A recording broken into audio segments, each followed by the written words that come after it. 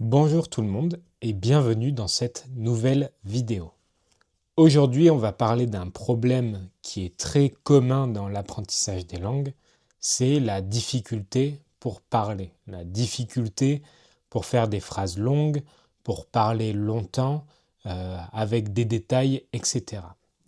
En général, quand on apprend une langue, on comprend plus qu'on ne peut parler. On comprend plus facilement quelque chose qu'on ne peut parler. On a tendance à être moins bon quand il s'agit de parler. Et ça, c'est quelque chose de très naturel, pardon.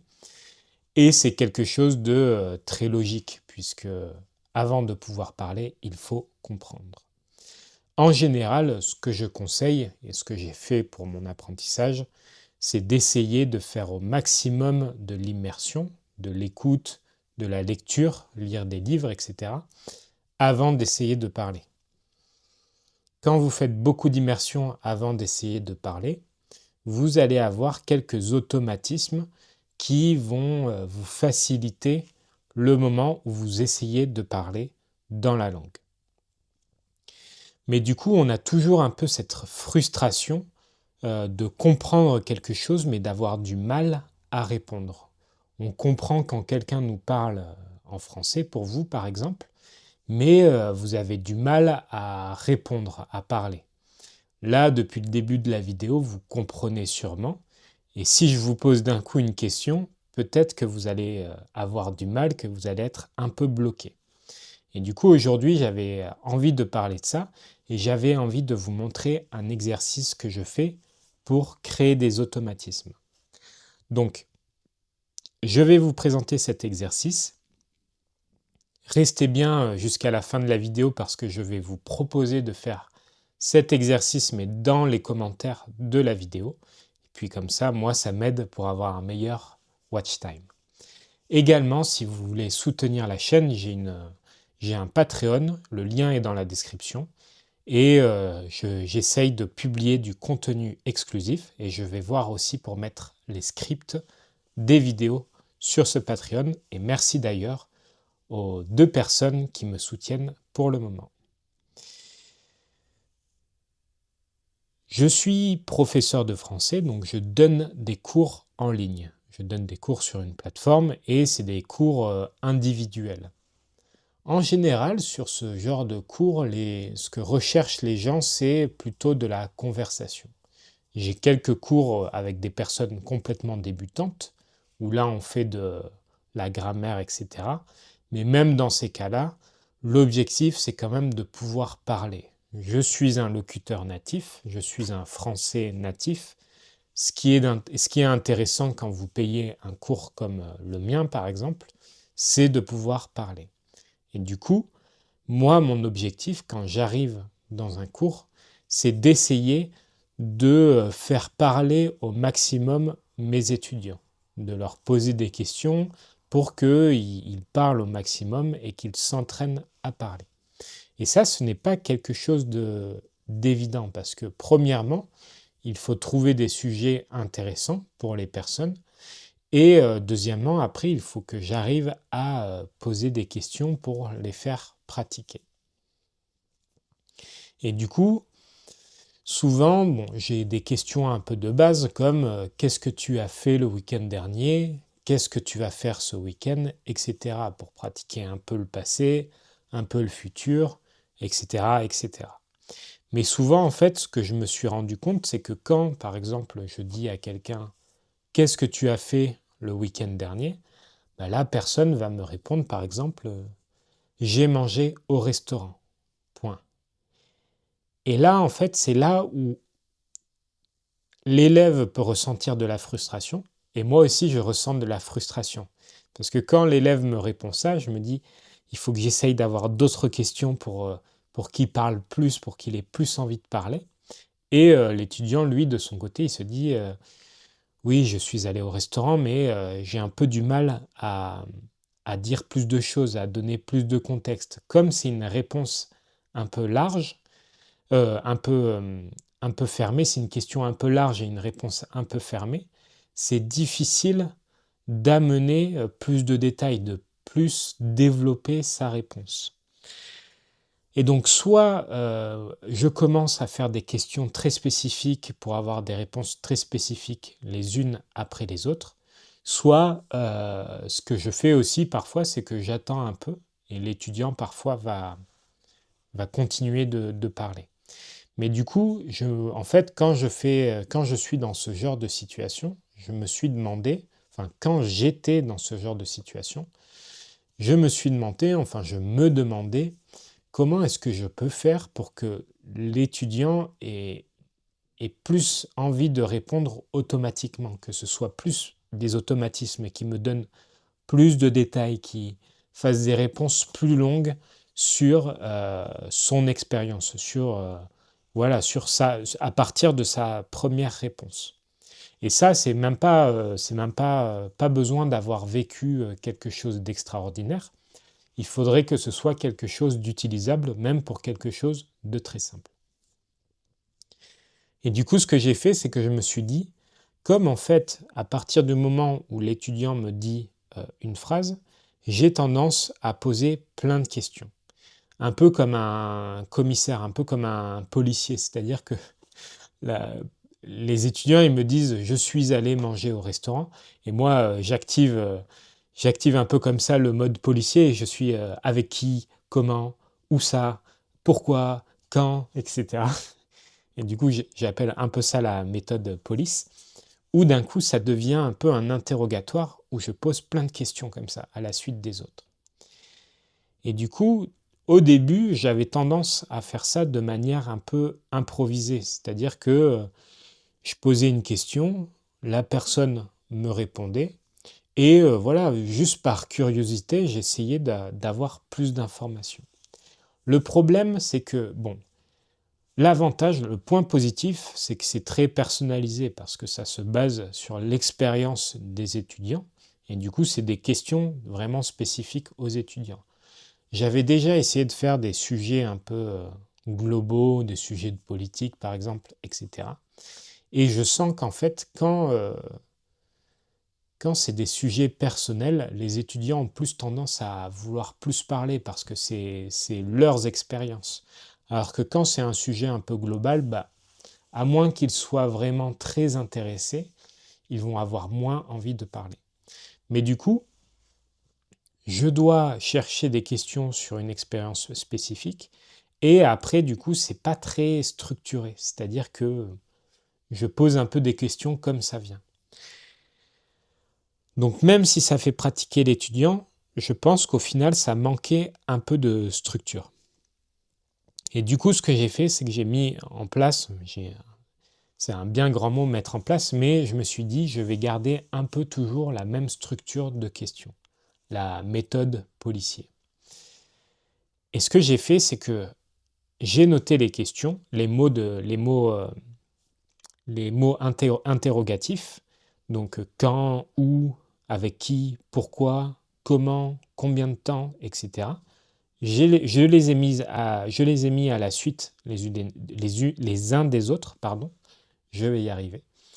J'ai mis ces mots interrogatifs à la suite les uns des autres, et dès que l'étudiant me dit quelque chose, je lui dis, voilà les questions. Alors, premièrement, quand est-ce que, etc., etc. Deuxièmement, où est-ce que, etc., etc. Troisièmement, avec qui, ou qui est-ce qui, avec qui est-ce que, etc. Pourquoi est-ce que, comment est-ce que, combien de temps est-ce que. Et ça, en fait, ça peut paraître un peu stressant dit comme ça, mais en fait, je pense que quand, à force de pratiquer de cette manière, les étudiants commencent à développer un peu plusieurs euh, compétences. Je vais vous donner un exemple. Par exemple, je commence avec le quoi. Je pose à l'étudiant la question, qu'est-ce que tu as fait le week-end dernier? L'étudiant, normalement, il me répond, j'ai mangé au restaurant. Une réponse simple qu'il arrive à faire, même s'il comprend plus facilement, il arrive à faire cette réponse, mais il a du mal à dire plus de choses sur cette réponse. Et du coup, à partir de là, moi, je lui dis, quand est-ce que tu es allé manger au restaurant? Ah, je suis allé manger au restaurant samedi soir. Samedi soir, mais vers quelle heure? Ah, samedi soir vers 19 heures. Vers 19 heures ou 19 heures pile? Non, non, vers 19 heures. Ok. Donc tu es allé manger au restaurant samedi soir vers 19 heures. Où est-ce que tu es allé au restaurant? Où est-ce que tu es allé au restaurant? Je suis allé dans un restaurant à Paris. Hmm. Est-ce que c'était un restaurant dans Paris ou est-ce que c'était un restaurant plutôt à l'extérieur de Paris? Dans quel arrondissement? Je suis allé dans un restaurant en plein centre de Paris, dans le 3e arrondissement. Ok, donc déjà on passe de j'ai mangé au restaurant à une phrase qui devient comme j'ai mangé au restaurant samedi soir vers 19 heures en plein centre de Paris, dans le 3e arrondissement. Et vous voyez, rien que passer de la première phrase à la deuxième phrase, tout de suite, c'est beaucoup plus détaillé, il y a beaucoup plus d'informations et on n'est plus bloqué dans cette phrase simple. Alors, bien évidemment, ça demande de la pratique. Mais si on continue, avec qui? Avec qui est-ce que tu es allé au restaurant? Ah, je suis allé au restaurant tout seul. Ok. Pourquoi est-ce que tu es allé au restaurant? Bah, je suis allé au restaurant parce que j'avais faim. Ou je suis allé au restaurant parce que j'avais envie d'essayer ce nouveau restaurant japonais dans Paris. Ok. Comment, comment est-ce que tu es allé au restaurant? Donc ça, comment est-ce que tu es allé au restaurant, par exemple? J'ai pris le métro, j'ai pris la ligne 6 jusqu'à la station Charles de Gaulle Étoile. Je dis Charles de Gaulle Étoile, ce n'est pas du tout dans le 3e arrondissement, mais c'est juste pour l'exemple. J'ai pris le métro jusqu'à Charles de Gaulle Étoile et après j'ai marché 3 minutes pour aller jusqu'au restaurant. Ok. Combien de temps est-ce que tu es resté au restaurant? Je suis arrivé vers 19 heures et je suis reparti vers 20 heures. Je suis resté 1 heure à peu près au restaurant. Et du coup, j'ai donné toutes ces réponses sans les avoir notées, donc là, je vais essayer de faire un peu un résumé.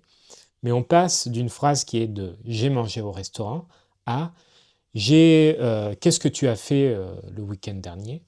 Ah, samedi soir vers 19 heures, je suis allé dans un restaurant en plein centre de Paris.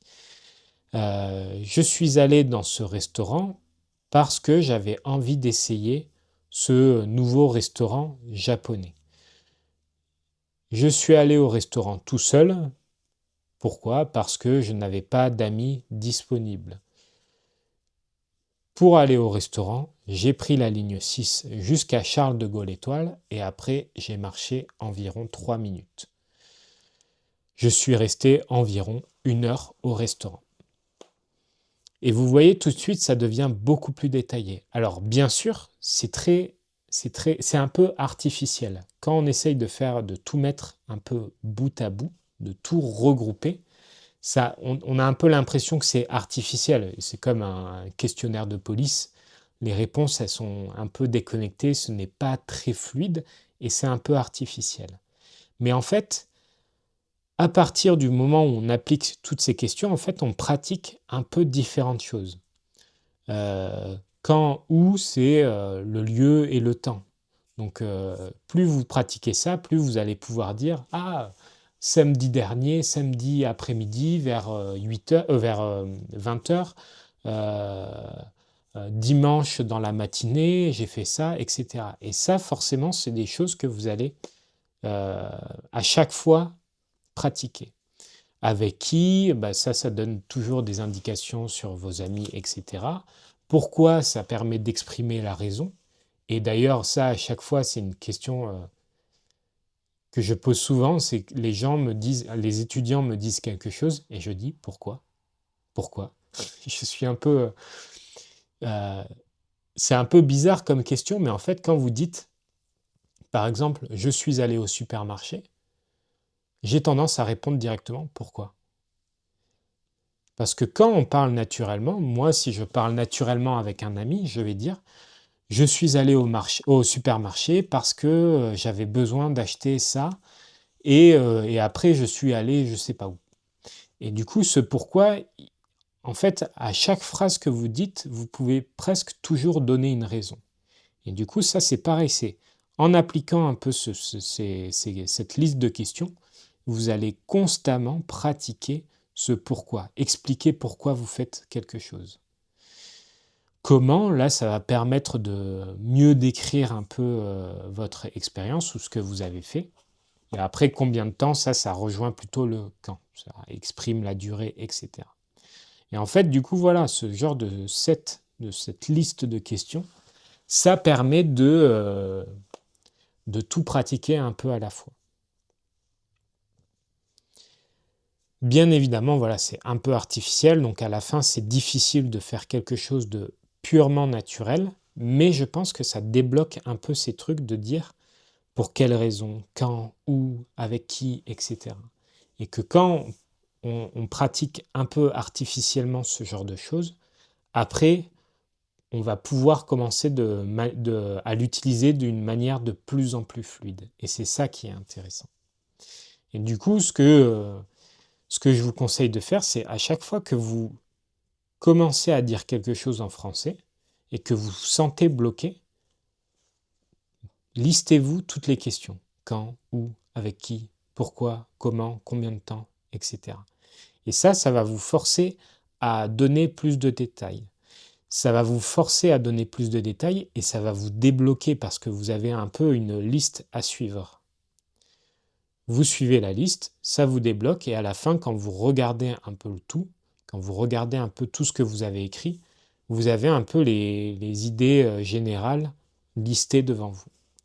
Après, vous pouvez essayer de faire une longue phrase ou un petit paragraphe complet en utilisant toutes les informations que vous avez données. Ça, c'est la prochaine étape. Mais du coup, c'est ça, en fait, j'ai commencé à le faire et je me rends compte que les étudiants aiment bien et qu'ils me demandent de le faire. Et du coup, à chaque fois, ils me disent quelque chose, ils me donnent une réponse, je leur liste toutes les questions et je leur dis, voilà, réponds-moi à toutes ces questions. Et ensuite, on fait l'exercice inverse. C'est-à-dire que parfois, euh, je fais l'exercice inverse, c'est-à-dire que je demande aux étudiants de me poser des questions. Et là, c'est pareil. Parfois, ils comprennent toutes mes questions, mais quand il faut me poser les questions, ils ressentent ce blocage, ils ressentent cette frustration de se dire ah, je ne sais pas comment, etc. Je ne sais pas comment demander ça, etc. C'est juste, c'est juste mécanique. Il faut pratiquer pour pouvoir le dire. Et du coup, je leur dis le week-end dernier, j'ai fait ça. Pose-moi toutes les questions. Et du coup, ils commencent quand. Ils se demandent comment je demande quand. Et là, ils se rappellent quand est-ce que tu as fait ça, par exemple. OK? Où? Et là, ils se disent où? Ah, c'est comme quand. Où est-ce que tu as fait ça? Avec qui? Avec qui est-ce que tu as fait ça? Et en fait, là, ils commencent à voir que c'est juste le mot interrogatif qui change. Tout le reste, c'est toujours est-ce que tu as fait ça? Est-ce que tu as fait ça? Bien évidemment, il y a des questions où ça va changer un peu. Par exemple, comment? Au lieu de dire comment est-ce que tu as fait ça, on va plutôt dire comment est-ce que tu es allé je ne sais où, je ne sais pas où, etc. Mais ça, c'est pareil, ça va créer des automatismes.